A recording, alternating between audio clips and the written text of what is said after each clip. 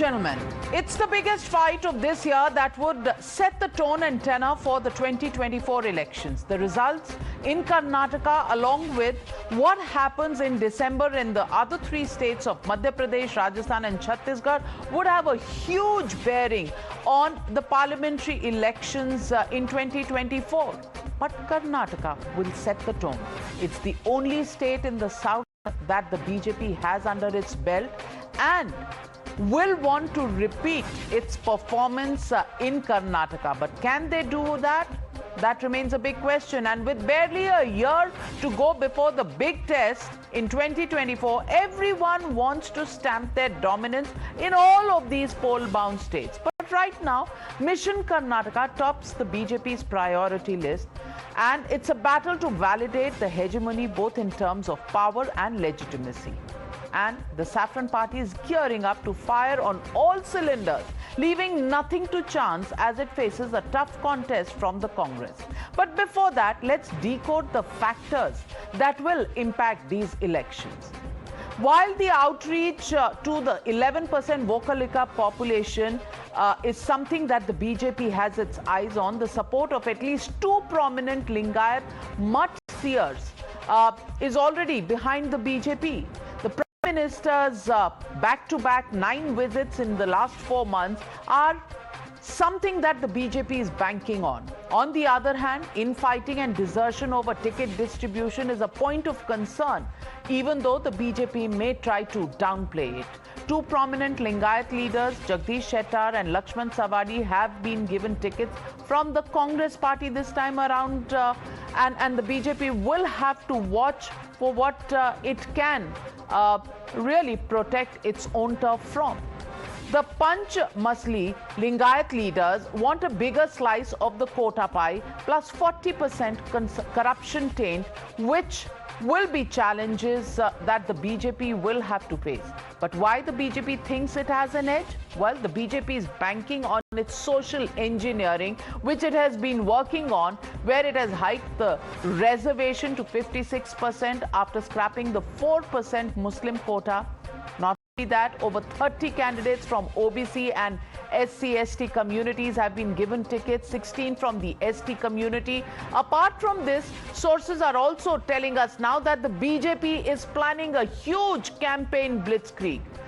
10 to 15 mega rallies of the Prime Minister, including road shows, will take place, and Union Home Minister Amit Shah will just camp in Karnataka for 2 weeks starting 21st of April and will campaign the length and breadth of the state.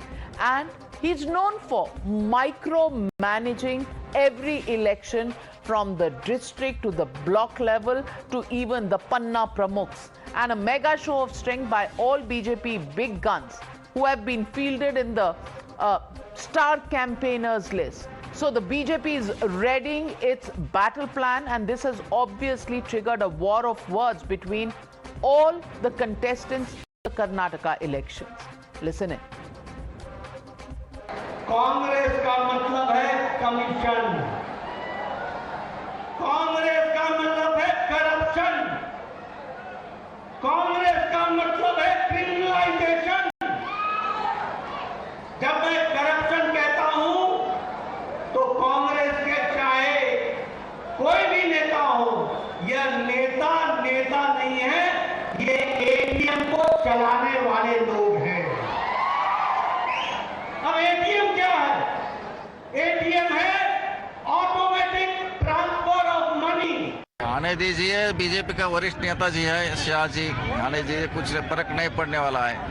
इस बार कर्नाटक में कांग्रेस का हवा चल रहा है, मोदी जी का या शाह का नहीं है। जरूर सत्ता में हम जरूर आएंगे।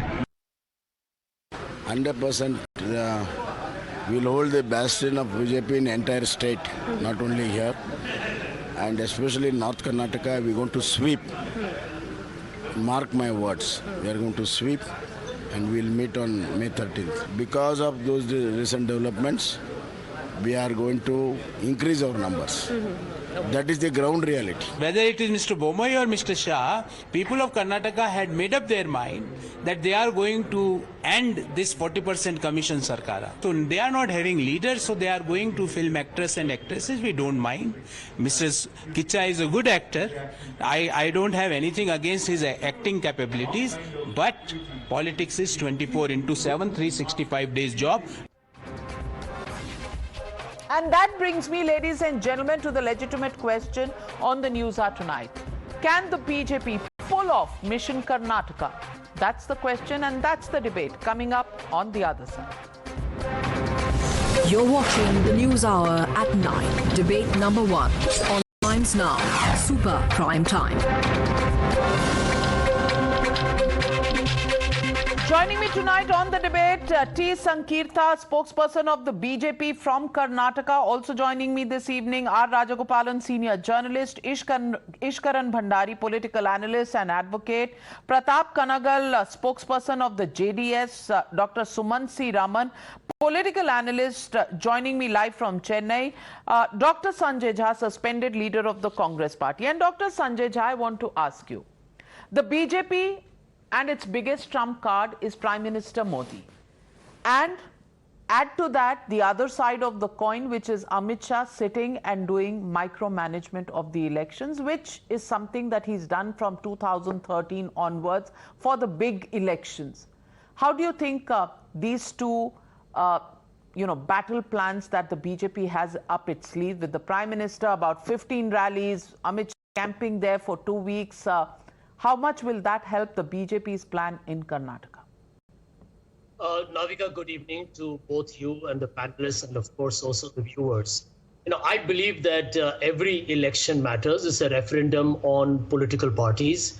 But the truth is that people are beginning to feel that, they have been taken for a very jolly ride for too long. And I'm talking about the fundamentals here. If you look at Karnataka, I think it's an insult to the state. It's one thing to say that this 40% commission Sarkar, but what does that really mean to the common man? It means deprived opportunities to get a job, because when there is corruption in such a brazen fashion that the BJP has actually made it into a brand statement, then it means that industry, farmers, governance, everything has truly suffered. When you have Mr. Ishwarappa caught literally, with his hands in the till, when you have a situation where there is another MLA and his son, 8 crores of cash, it's all happening in such a blatant fashion that the BJP's political arrogance is going to come and hit it hard. Because I think this is an insult to a state which has given us the Silicon Valley of the East. I have friends, I have relatives in Karnataka. I have an office in Karnataka, and we have people there in Bangalore.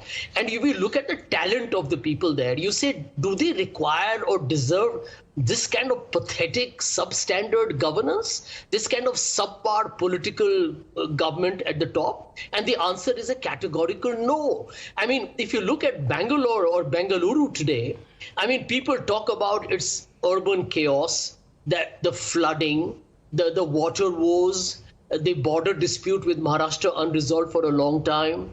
And above all, the fact that to get anything done, the only way forward was through a gravy train. Corruption basically means that you're insulting the intelligence and I think the hard work of the common people of Karnataka. When I think about the companies that are existing there, the talent, the engineers, the number of people from all over the country who are working in Bengaluru today, is this the kind of disrespect they deserve? I feel the answer is no. The people of Karnataka deserve a government that's transparent, that's going to be honest. That will deliver on the promises made. Fine, Dr. That is not Sanjay going to Jha, spend time on I hijab, couldn't halal agree. politics. I couldn't agree with you more that people deserve the best government that's possible to get. Having said that, when you raise the issue of corruption, what about the Karnataka Diaries? What about the fact that corruption was a major hallmark of the Congress government in Karnataka as well? Who has forgotten those diaries that were seized, the money trail that was there? So corruption, is there much to choose from between the two sides is a question that we will have to keep in mind. But let me get in Mr. T. Sankirtha. I want to ask you, 72 new faces of the BJP being fielded in these elections. Is that a sign of nervousness, or is that the sign of trying to get rid of anti-incumbency? Number one. And number two, big stalwarts leaving the party and, of course, trying to counter it with the Modi magic. Is that going to be enough for the BJP? Is a question that is now being asked in every part of the country, because Karnataka could be a state that sets the tone for 2024.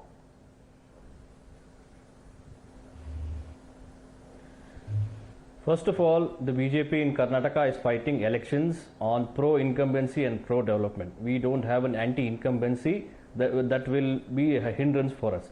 Second of all, we have been fielded 72 candidates as new faces for the party. We believe that party should not be stagnant water, it should be a flowing river. So that is one part of an agenda of the BJP to field in new faces, and it has always been experimental and we have always been successful. So I would like to ask the Congress, when they had a full majority government from 2013 to 2018, well, they self-proclaimed that it was a golden era, and they went on to announce a lot of schemes. All those schemes were just on black and white. It did not go to the people. Hence, they were brought back to the full-fledged majority government to 80 seats. After that, the post 2019, after the post-COVID, we conducted a global investors meet, in which we were able to attract investment of 10 lakh crores, and more than 60% has been not only in the MOU, but it also has been converted. So these are the things which have been done by the BJP. If you can take the Bangalore Metro, which Sanjay Jha was quoting, the Bangalore Metro, when the 2018 government, which was functional, was only 17.9 kilometers. After the BJP and the double engine Sarkar, BJP ka bharosa, when we came, we are now operational at 56 kilometers of Bangalore Metro length. So this is what is development which can be seen, which are not in black and white. These are the developments which can be seen clearly and can be accepted. So this is the kind of a thing. And secondly, when you talk about corruption, the Congress has time and again tried to fool the people of Karnataka by just claiming nonsense, 40% or the pay CM. They went on to such a way that they went to Telangana and they had CM. Okay, secondly, 40% the commission, whatever they are quoting, all these allegations are based. Who is stopping them to go and file a complaint with the Lokayukta? Who is stopping them to go and file a complaint with the High Court or a PCR?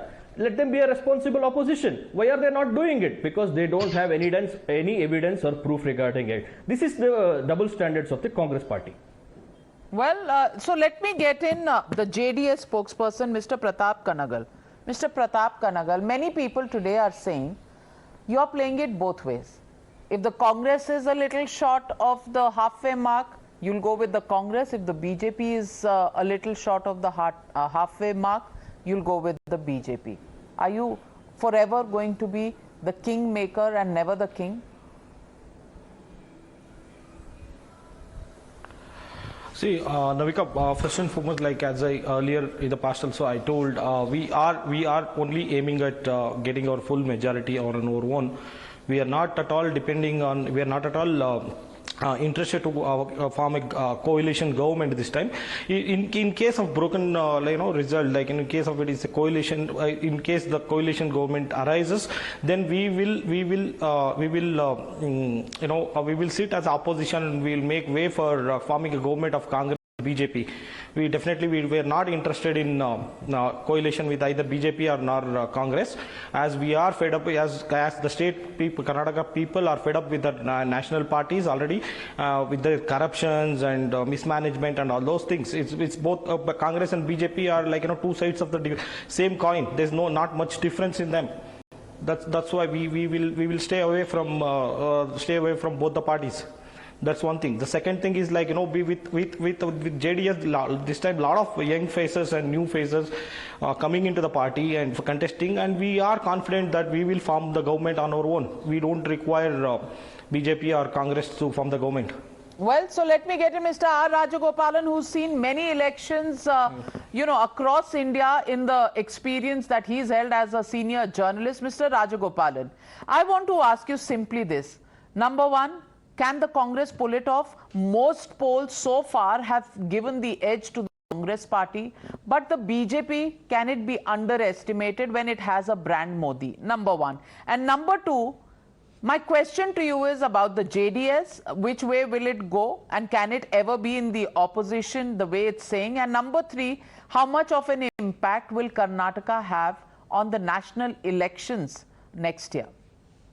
Number one, Navika, I have been with you more than 15 years. So therefore, I have seen 12, 13 elections with you.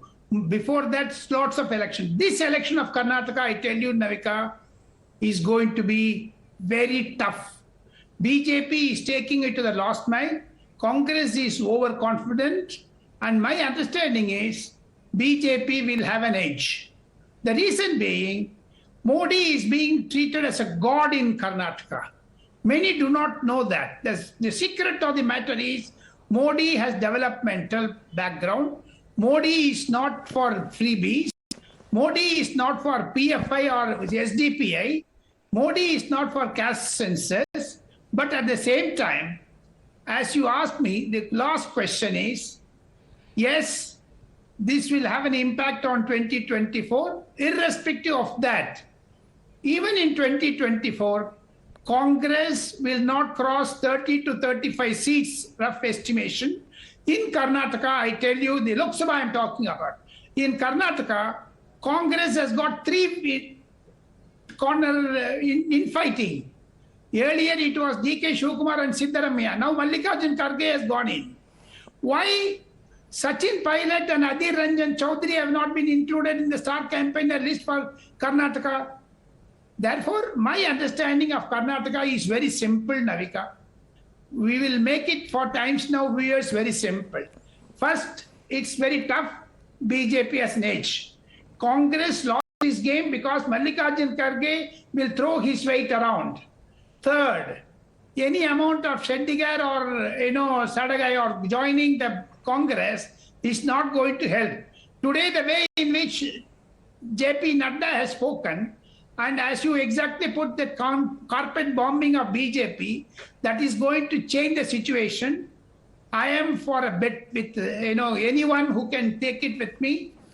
BJP has an edge. Well, let me ask Dr. Suman C Rahman. Dr. Suman C Rahman, of course, many surveys do show an edge to the Congress party, but the fact of the matter is, can the BJP be underestimated in any election? And in this case, Karnataka, where they want to set the mood for 2024, number one. And number two, are we somehow overlooking the fact that there is infighting within the Congress as well as to who will be the chief ministerial face? DK Shivkumar, Siddaramaiah, or DK Shivkumar has named Mallikarjun Kharge. Clearly, that has been an issue in the past for the Congress party. Is it going to impact the Congress this time around? Yeah, Navika, first of all, there are three very, very important issues that I want to put across. First, point number one, Congress clearly has the edge. The problem for the Congress party is that to form a government, they do not need just 113. They will need more, because otherwise, Operation Kamal will kick in, and 120 is probably the minimum that the Congress needs. That is the problem for the Congress. It's not going to be enough merely to be the single largest party, even if they actually do get a very narrow majority. So that is a big issue. The second big issue for the Congress, and this is very important, most of the polls are showing the Congress with maybe a 2%, 3% vote share edge over the BJP. Last time you'll remember, the BJP's vote is concentrated. They can get more seats despite polling fewer votes than the Congress. Last time they got 24 seats more than the Congress, but though they got 2% less vote share than the Congress. So that is another issue of concern for the Congress party. They need that 4%, 5% cushion in vote share over the BJP. Most of the polls are probably not giving them 5%, they're giving them 3% or 2.5%, 3% edge. But the perception now is building towards in favor of the Congress, so maybe it would reach 5% over a period of time. Now, the third very important point is the desertions from the BJP have been high profile. particularly Mr. Jagdish Shettar and Mr. Lakshman Savadi, and the fact that Mr. Shettar is in some ways, though not a mass leader like Mr. Yediyurappa, he is also seen as a representative of his community, means that the BJP's traditional base in northern Karnataka would perhaps take a small hit. Not a massive hit, but maybe a small hit. But all of this basically means that momentum, and so far very importantly, Siddaramaiah and DK Shivkumar have kept their act together. They have not had the kind of open bickering that one, particularly those supporters of the BJP, would have hoped for. They both said, we are committed to making the Congress win the election. After the election, High Command will decide and blah, blah, blah. So they are sticking to that line. So all of this means, clearly for me, it is advantage Congress. I think the Congress is going to be the single largest party, probably getting a majority. But in the days after 2014, getting a majority and forming a government are two different things. So, and even holding that majority together, how sustainable it will be, all of these we will have to wait and see. But clearly, well, that doesn't show too much of confidence at your end. But I'm glad, Dr. Suman C Rahman, you've been extremely. 1 second. Yeah, but Dr. Suman C Rahman today must be complimented. He's been completely unbiased and has given a real picture of what the situation will be. 1 second. I would like to counter Dr. Suman Rahman. Okay. Suman Rahman is very nice, and he has short of saying it is going to be a hung house. He was praising Congress like anything, but he did not speak about the freebies. He did not speak about this, SDPI. He did not speak about the caste census. So apart from that, my understanding is Modi has got more than 3 to 4%. That will neutralize the situation of Congress. Congress will not have an edge. It is only BJP as an edge.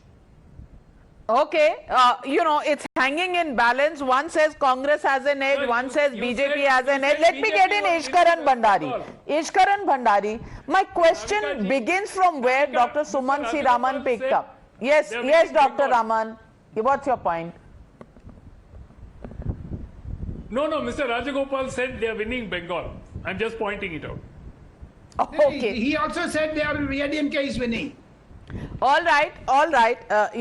Pot shots apart, let me get in Ishkaran Bhandari. Ishkaran Bhandari, the question here is, when Dr. Suman C Rahman says that the BJP vote is concentrated and therefore they end up getting more seats, as of now he says 2.5% extra vote, that's not cushion enough for the Congress party, and in case it's a hung house, there is a problem that the Congress will have. I'm coming to Dr. Jha as well as my BJP friend D. Sankirtha. I'm coming to both of you, but Ishkaran Bhandari hasn't spoken. Let me get him in first.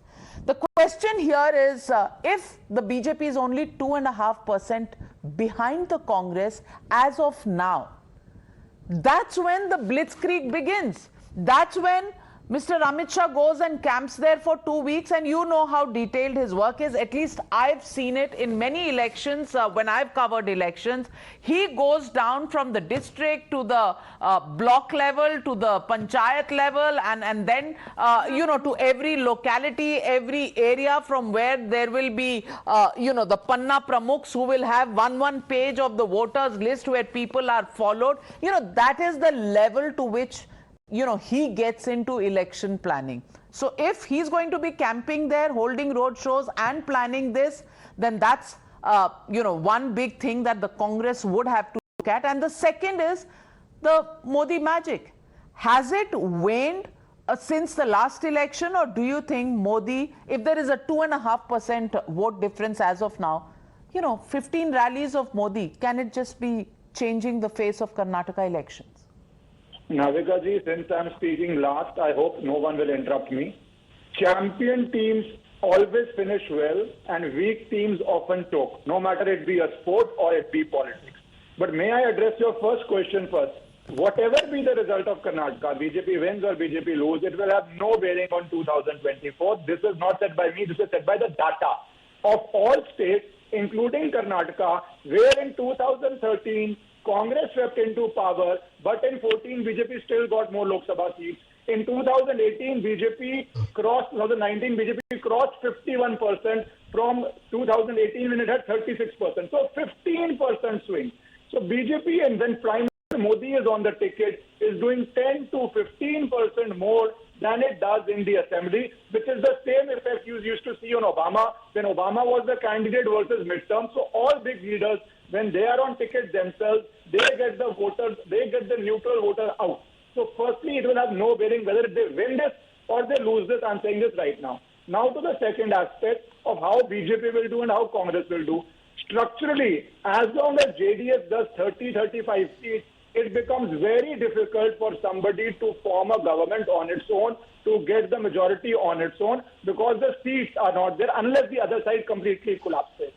Thirdly, Mr. Schechter has gone and the Deputy CM has gone, which is a problem for BJP in the sense of perception, because for a disciplined party, such senior leaders going shows that there is some weakness creeping somewhere. But as far as votes are concerned, there are certain states where one leader is the leader of the community. Bihar, a classical example, Mr. Lalu Prasad Yadav, you like him, don't like him, the Yadavs en masse vote for him. Mr. Yedurappa proved it in 2013 election, even though Mr. Schechter was the CM and was the face. Even then, the Lingayat voters voted for his own regional party. He got almost 10% vote share. So I do not see how Lingayat as a mass will shift. He has proved it. That is why even at 80, he is given his due, which no other 80-year-old is given in BJP, because he does it on the ground. So with JDS getting votes, with Lingayat being with Mr. Yedurappa, extremely difficult. Of course, I will admit, it is my reading that corruption allegations, proved or not, they are stinging BJP more than some leaders leaving for a cadre-based party. And Congress does have a slight edge because it's a strong unit in that state. Every 5 years, historically, for last 30 years, they have changed. Roti ki dusri side changed ki hai. So historical reasons, plus Congress being a strong unit, is a problem for BJP. But even now, if the vote gap is so narrow and JDS does reasonably well, I do not see how Congress alone can form a government. And if it does not form a government, then you know how permutation combinations change in this democracy, and BJP well may have an advantage. Absolutely, and isn't that the biggest fear, Dr. Sanjay Jha, that the fears that have been expressed by Dr. Suman C Rahman, that have been expressed by others on the panel, saying that not just do you need an extra cushion of the vote share, you also need an extra cushion of the seats. If you're even 5 seats less than the halfway mark, it could all change for the Congress party, and that's when you know, there will be the battle of wills. Though nobody can put down Mr. DK Shiv Kumar's shenanigans any different from the Congress party, from the BJP. But the fact of the matter is, the Congress has to just get its act together that much more in terms of having a well-oiled machinery fighting these elections, because the BJP is well oiled at any time of the year, any time of the day to fight elections. Navika, 3 quick points. Number one, I do believe that the Congress party will get an absolute majority on its own. I have been in touch with a lot of people there, and they're extremely bullish. In fact, their numbers are very ambitious, but I don't want to, sound too liberal here. The second point is very, very critical here. Suman C Rahman has actually openly said that an Operation Lotus could be played out. And it tells you of the depths to which Indian political standards have fallen, that we are now beginning to accept the buying and selling of MLAs as some kind of a regular political transaction. Now, this is the political business model of the BJP that has been normalized, and this is a tragedy for Indian democracy. And I do hope that my friend Dr. Sanjay, I completely agree with you, but sanctimonious lectures, where were they when Rajasthan was happening? When Rajasthan was happening and Mr. Ashok Gehlot was short of the halfway mark, what was going on? Yeah, Navika, I'll come to that. Let me just bring the second point. I think Himachal Pradesh sent out a significant message where, we have had conversations about Mr. Modi's ability to influence the state election. The truth is, he campaigned in Himachal on the basis of saying, "Ye vote aap mere naam pe dijiye," and the people of Himachal Pradesh told Mr. Modi, "Sorry, Tata, goodbye." And I can tell you, the people of Karnataka, The people of Karnataka are aware of what's happened in Prayagraj just a few days ago. They do not want that BJP governance model to come into Karnataka. I can tell you, Karnataka cannot afford to become a tinderbox of communal polarization experiment of the BJP. And I can tell you, the people of Karnataka are smart, they're educated. The economy has done well because the people perform.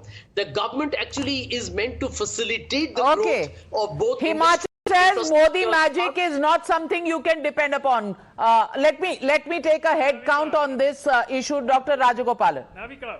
I'm coming to you, Suman C Rahman. Rajagopalan ji first. Sanjay Jha is absolutely wrong. Sanjay Jha misleads the nation through the national television. What happened to Gujarat? And I haven't even Gujarat said Tata to Rahul Gandhi. Rahul Gandhi, Tata to Rahul Gandhi. Punjab said Tata to Rahul Gandhi. Punjab said Tata to Rahul Gandhi. What else you want? You talk about Himachal. You have only one. Things change. Move on. We are talking Karnataka, not Gujarat today. Move on. Tripura has Tata to Congress. Meghalaya, Tata to Congress. Meghalaya, Nagaland, Tata to Congress. You talk about Sanjay Jha. You talk about Karnataka. You talk about Karnataka. It's a glaring mistake of Mallikarjun Kharge. He has come into the ring now. All right. Modi magic, will it work or not, Dr. Suman C Rahman? Yeah, one thing I agree, Navika. When Mr. Modi is on the ticket, the BJP will definitely do better in Karnataka. That there is no dispute. I agree with what Ishkaran said. Dr. Sanjay Jha, convince Dr. Sanjay Jha. All you need to convince Dr. Sanjay Jha. Look at. No, 1 minute, Navika, 1 minute. Let me complete my statement. All you need to do is to look at all what the pro-BJP social media influencers, journalists and others are putting out. There are tweets where I see they are blaming Mr. Bommai. They are already starting to say Mr. Nadda messed it up. How could they ignore Mr. Shettar? This, that. I mean, the narrative, and even Mr. Rajagopalan, who normally would have said, I expect a 3/4 majority for BJP, is calling why it should I say? Then you will say West Bengal. Know which way the wind is blowing. No, see. Come on. Let's be very clear. Hey, Sumant, don't say like that. Don't say like that. Sumant Rahman, you are very fair. That the BJP fights till the last ball. The BJP fights till the last ball. You tell this to Sanjay Jha. Everybody knows that. You tell this to Sanjay Jha. And they will make it a contest. Mr. Sankirtha wants to come in. Mr. Sankirtha, after Himachal Pradesh, the question is after Himachal. The BJP spokesperson. Yes, what's your question? 60% materialized. Even there he left out 40% of the investments. The investments which came to Karnataka, he said 60% materialized. Even there he left out 40%. Okay, you can have your digs, Dr. Suman C Rahman, but Mr. Sankirtha, after Himachal Pradesh, at least the Congress supporters and the Congress party thinks that the tide has changed as far as the BJP is concerned. Please respond. I think Karnataka will confirm that now. In Karnataka, the scenario is totally different. From 2018, they insulted the Veerashaiva Lingayat community, they divided them, they insulted the Vokkaligas, they insulted the OBCs, and today, the MLA from Congress who won with the highest majority, Akhanda Srinivas Murthy, who is a Dalit, has been denied ticket for no reason. Okay, it's an internal matter of the Congress party, I will not comment on. But the Congress has always used the majority Hindus as a vote bank, but they are also interested only in Muslim appeasement. Secondly, the pre-poll promises, what they are trying to woo voters like 2,000 rupees per every household and 200 units of current, which will incur a excess budget of 80 to 90,000 crores per year. We have presented a revenue surplus budget till now. But how will Congress generate that revenue of 80-90,000 crore, which will be an excess burden?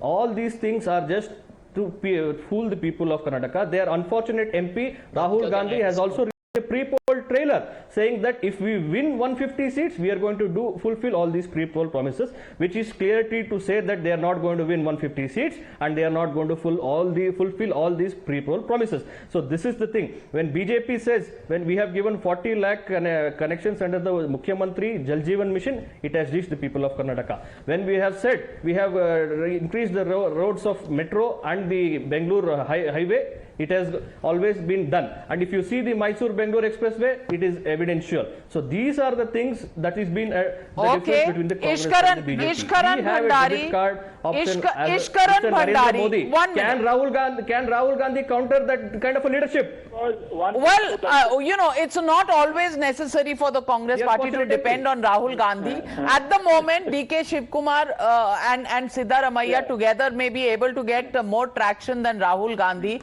At least Rahul Gandhi did not say about Adani today. Well, but let me get in Ishkaran Bhandari. Last comment from you, Ishkaran Bhandari. My question is just straightforward. 72 new faces. Is the BJP going to be able to beat anti-incumbency? Navika ji, BJP is taking a chance by giving new tickets because it is a strong party which wants to go for a generational shift. At one point, because Operation Kamal keeps getting belong. Last time BJP got 100 plus seats, could not form the government because JDS went with Congress. Karnataka is built in a manner that unless somebody gets majority on its own, the other two can always form the government. So that is the reality which Congress knows, that Sanjay Jha knows, and also Operation Kamal. They are the masters of all these operations, Operation Ant, Operation Cow, God knows what all operations, and throwing out governments in the time they were in tenure. So they should be the last one to say. But in this case, it might not be needed. JDS last time 104. BJP, being the central government, could not form government. What to talk about Congress? Well, ladies and gentlemen, it's all hotting up. Yes, summer temperatures are above normal, but they are going to go up way higher given the fact that election is hotting up in Karnataka, and Karnataka is a battle that's going to be fought to the last ball, simply because not just Karnataka being a southern state, it is Karnataka as a state in the run-up to the national elections. It's the first state. And if Karnataka battle is anything to go by, neither side is allowing any stone unturned. But will they be able to match the magic of Prime Minister Narendra Modi, whose popularity in the last 9 years has really seen no diminishing? That's the question many are asking. Thank you very much to all my panelists for joining me on debate number 1. On the other